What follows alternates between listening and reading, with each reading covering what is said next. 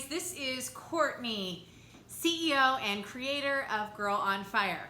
I wanted to talk about personal growth and development books. So I started reading personal growth and development books in 2015. And that was a little bit after, the year after my life completely fell apart. Once I got things, the dust settled a little bit and I could focus on something really besides living crisis to crisis. Now, the cool thing is that personal growth and development books are like everywhere, you guys, like Amazon, Target, your local bookstore, the library. So they're really, really accessible. Audiobooks too are fantastic. And personal growth and development books have been really, really critical in the journey I have had in changing my life. I still always have 1 to 2 books that I am reading, and these are related to business and life. And so a lot of people say, oh, I'm not a reader. Well, get the audio version. Some people like to read romance novels or, science fiction, those kinds of things. I'm not into that. And the main reason why I'm not into that is because I have decided and made an intentional choice to choose personal growth and development first over those things. Because I know the personal growth and development books are going to impact my life in a positive way. I'm going to learn more than one thing by the end of that book that I can implement in my life. And I've always, always seen that come to fruition.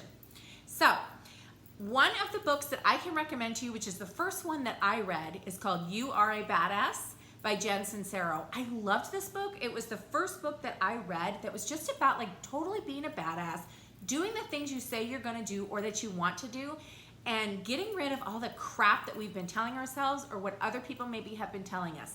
I absolutely recommend reading that book. It is an easy read, it's energetic. I think she just does a great job, and that's also an audio book as well.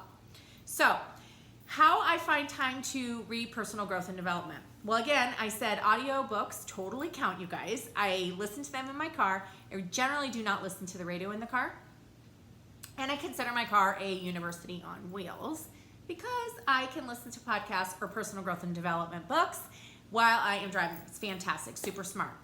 Another way that you can find time to read these type of books is think about what you are doing that may not be helping you or adding value to your life. I'm going to put this out there and tell you that I gave up TV in 2015, have never regretted it, have never looked back. And so guess what? Now I have time for reading and doing things that are going to positively impact my life, that are going to create change. So think about where you can add those in. I guarantee you, it's not about finding the time, it's creating the time and making it important. So I challenge you on that there. It will definitely be worth your time. So make sure, if you haven't, take a peek at my website, take my relationship quiz, and see how you are showing up in relationships. And if you want more information on working with me and putting yourself first to achieve your goals and to move forward in your life, then please also take a peek at my website. I can't wait to hear from you. I know that you can do it, but I also know that you can't do it alone, just as I couldn't either. Can't wait to hear from you again. Thanks so much, you guys. Bye-bye.